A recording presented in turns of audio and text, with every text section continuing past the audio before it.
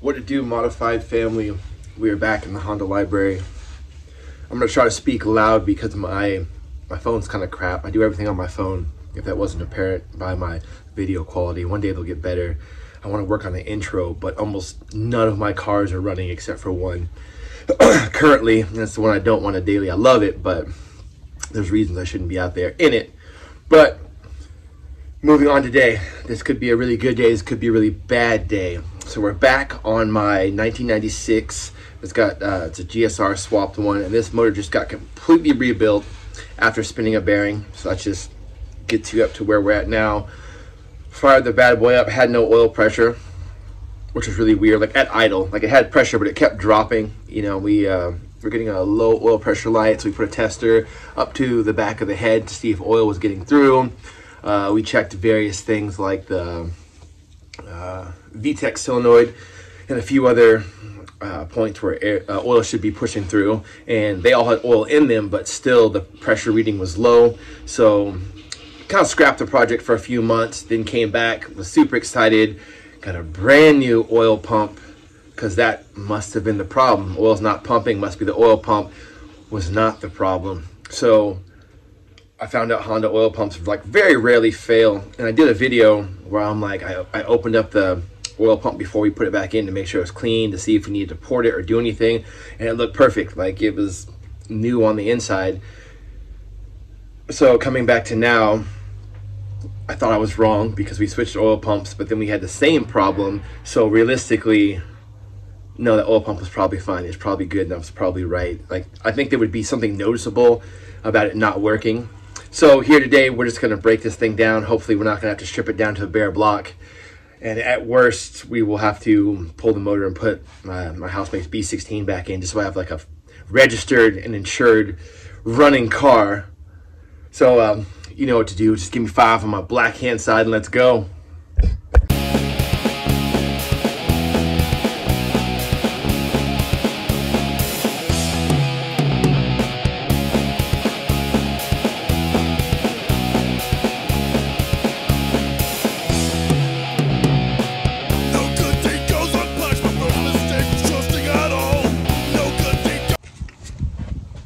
So I'm trying to do a better job of showing and not just telling, because no one's really coming here for a 20-minute story time with me. But I just did a quick time lapse. I'm gonna put some music from my band. I used to record stuff.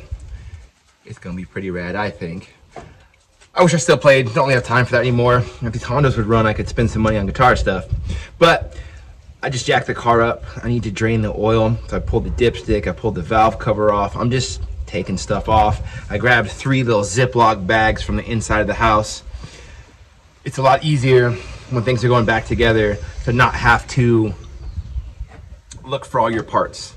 So I'm very meticulous about that. I'm looking at the head right now. I will show this shortly.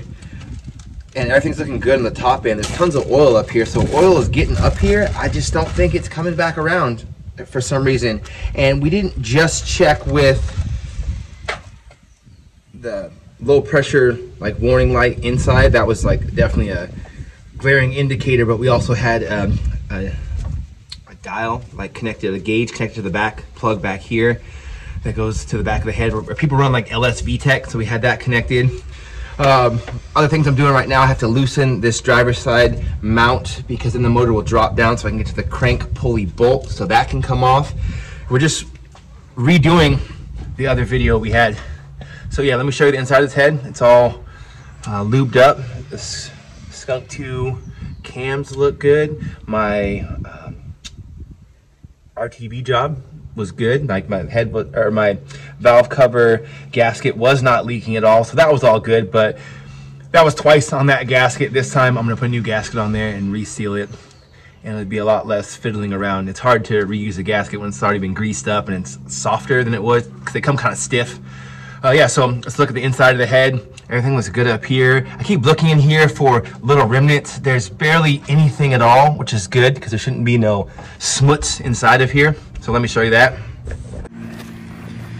So look, so everything in here is all lubed up. There's like oil where there should be oil in here. So I think oil's getting up here, and I was looking at my cams just to make sure they weren't getting eaten up or riding dry.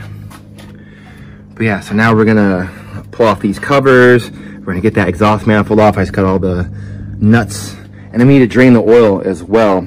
And that would be a good indicator if there's anything in the oil. And everyone's saying the culprit is the oil pickup tube, but I swear that I cleaned that thing out. I think I showed on video. I cleaned the thing out so you could see inside the best as possible, and there was nothing gummed up in there.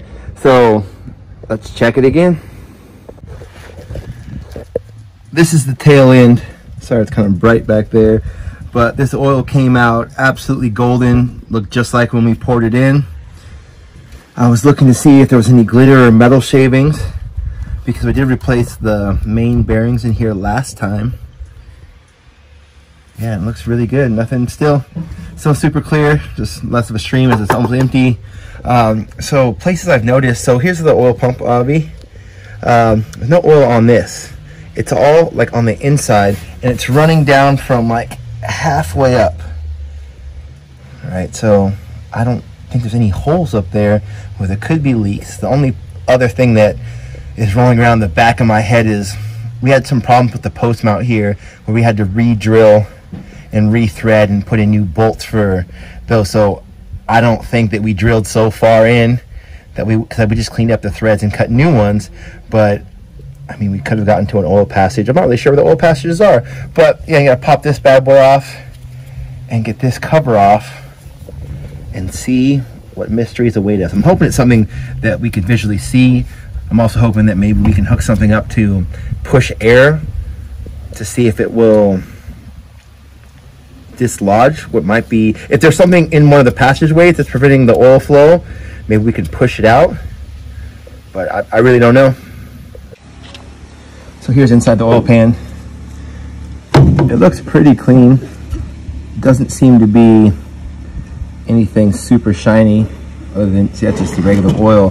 Down here at the bottom though, if you can see that, there's a couple small metal pieces, and so I'm hoping that is just the engine clearing itself out from some of the bearings that might have worn down before, as well as the new cams breaking in, just getting comfortable where they need to be at.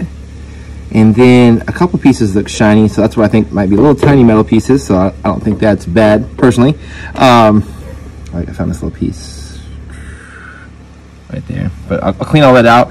But a lot of it looks like little specks of RTV sealant that I don't think would block up the pickup tube. And then going over to the pickup tube, I hope I can show you the inside of it, get the right angles. There's just minimal, see, let's zoom in there.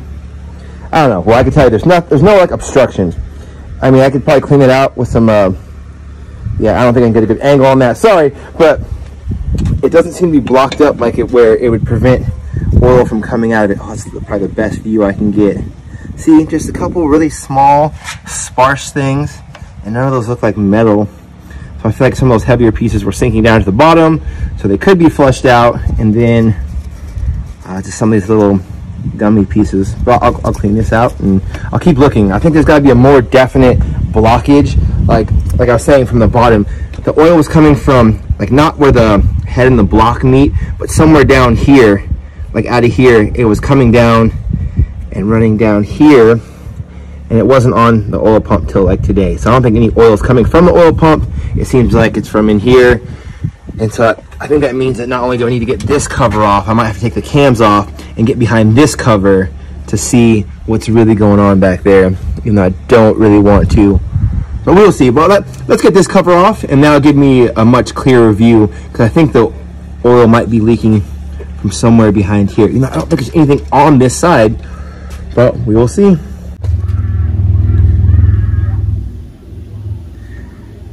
It looks pretty clean back here so far. Nothing but the screams of neighbor children. Not sure why, but that's what they're doing today. Yeah, so we'll look at this from the bottom too. Oil pump's probably gonna come off next if I can't figure out what's going on here. This makes it no more clear, because everything in here I can see is clean and oil free. there's no leak, so I have no idea where the oil is coming from that would run down this front edge. And now it's time to rev motorcycles. Cool, cool, cool. So yeah, oil pump, time belt and oil pump probably coming off next, just to see what's behind it. There's nothing at the bottom of this mount, no leaks up here. So yeah, so I don't think that mount had anything to do with it. Not that I really thought it would, but just I'm trying to pull everything out of my backside. I'm trying not to have to take off the windage tray, just because I don't want to lose these little nuts and bolts that go in there. So that's staying on for now as it just drips into this my oil catch pan thing.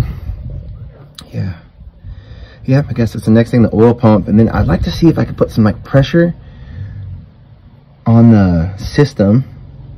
I think the oil pump comes, like the oil comes through here, through that like gear, and pushes out this top corner right there. So I want to check right there to see if the oil is flowing through there. And even on that side, there are no leaks. There's nothing coming out of the back of there, so that's all sealed up. So nothing's coming out of this. But is it moving through the way it should? That's the question that we're trying to answer right now. I took off the cam gears. It was pretty easy. Definitely get one of these. They're super cheap. They help with setting the timing, all that good jazz. So it is oily inside of this. So let's go over here. Everything looks normal, wouldn't you say? I'm gonna put these in. So I'm guessing if this is not correctly in place, what might happen is oil might press out right through this spot. So as it's building pressure, it comes out and just pisses its way out of here. So I think it's gonna mean I'm gonna take all this crap off the top to be able to wipe this off and put it back where it goes. And now I'm gonna check these to make sure they're tight, because we did replace the lost motion assemblies, which require the rods that sit in here to come out. So I'm gonna double check these, but I'm leaning very heavily to the cause of this being idiocy. And this is the first time I ever did this. And so once this is tucked away behind those plastic covers, you don't really know, especially because the cam gears go in front of this. And so I really felt like the oil, see it's all slick right here, was coming down through here and probably following this, because there's a seal. So it's probably riding down that seal, down here, and then out right here, and then down. So yeah, that's probably where that was coming from. Yay me. So I continue to be wrong. Right now I am cleaning off the RTV on this. Apparently you don't have to open this up. Hopefully I can just gunk it back up and slide it in there and let it set. And then I just need to clean out the little channel it is. But I think that could be the major source of where the oil loss was coming from. That was killing my pressure. So also right now I'm cleaning around the head, you know, so I can redo another gasket. I'm drawing a blank right here. That gasket's called, you know what I'm talking about, valve cover gasket. That's the one. So I'm not going to show a lot of this. I'm just trying to work with the daylight I have. Hopefully get this back together today. So the exhaust side looked great. Inside intake side was completely able to come out. So I'm hoping I found it and I don't have to take things apart further. And my housemate's checking that oil pickup. He said it was super gummed up with stuff. I didn't think it was. He said it was, so he's burning it out right now. And then it'll go back together. So hopefully I had to take apart less than I thought I did. I'm what we call a terrible judge of character, and it's good that I have supervision. Zero is helping me get the timing belt back on. That's something I always have trouble with, so I could sit here and struggle for an hour. I could just ask for help. So I asked for help. Got this all cleaned up. I resealed that cam seal right here with RTV. I guess it just slid right in. Once I got all the old dried stuff off, I re-gunked it up, slid it back in, got the cam gears back on. I love this little sucker because it just holds things in place, which is going to help us put it back on and also help me get them off, because it held them so I could undo the 14s that hold them. So it's all going back together. Oil pump I never ended up taking off. I took the bolts off. I did not take it off, so it was still sealed. And so we're hoping that I did that correctly, because you've seen my work. You've seen that I forget to seal things or just don't put them in the way they're supposed to go. And I'm going to try to grab this right quick. I don't know how hot it's going to be. Still pretty warm. But so we took the torch and blew into here. I guess there was a bunch of little pieces, but then near the pickup, there's no way that my phone is going to zoom on this. Oh yeah, let me see the screen in there. near the pickup, there was a bunch of little metal pieces in there. It's pretty darn clean right now. I wish you could see what I could see, but so hopefully that's enough to keep from getting gunked up. So it may have been a combination of this plus the oil free flowing at the side of the block like the Niagara Falls. So we'll get it all together. I don't even know if I have the heart to sit and start this thing again today. My heart's too fragile. I can't take any more bad news. I just want this thing to run so I can freaking drive it and enjoy all the work we did with the cams and the intake manifold, everything that we did to upgrade this, the Lighten flywheel, the Type R crank pulley, all those things should make this thing more zippy than it was. This was already my most favorite when it came to power, even though two of my cars are GSRs. One of them is a V16 and one of them's going to be an LS 1.8 liter non-VTEC. This was my favorite when it came to power. It felt like it ripped the hardest. So here's to hoping. But it's almost back together. So we're just reversing the process, putting the covers back on, all that stuff that you saw me take off a bunch of times, so you won't see me put it back on. I was not expecting this video to be so long. I'm sure it's going to be long, but timing is set. All this is back together. I need to make sure I tighten this mount. I'm just reliving this as it's going. I'll put on the valve cover last because I want to have time for the oil pan gasket to sit. There's another one. This was actually for my 2000 GSR, but I'll have to get another one because these things obviously grow on trees because of the way I'm blowing through them. But I messed this one up when I was peeling it off, so I'm going to peel this off. I'm going to clean the oil pan, and then I will just secure the RTV to the oil pan side and not put it on the engine side. And then once we make sure this thing has pressure and it's not coming apart a second time, then I will go back in there and seal the top end. So that should prevent it from being overly sticky when I need to get it back off again. Hopefully this is the last time this motor has to be open and we can weld the hood shut, because it's just gonna be that awesome after this. So fingers crossed, here we go. All right, so I'm ending this video somewhat expectant. Right now I'm just kind of snugging up the valve cover. I end up replacing the valve cover gasket. I think it's my housemate's, but I will get him a new one. And I'll order a new oil pan gasket for my other car because I had to use it on this project. So right now I'm not really tightening these, I'm just snugging them up because that's kind of the process. It says that the RTV is supposed to set for a time, and then you tighten up the rest of the way. The oil pan is all the way back on, so I made sure the oil pickup was on and nice and tight. What else did I do down there? Yeah, then all the covers are on.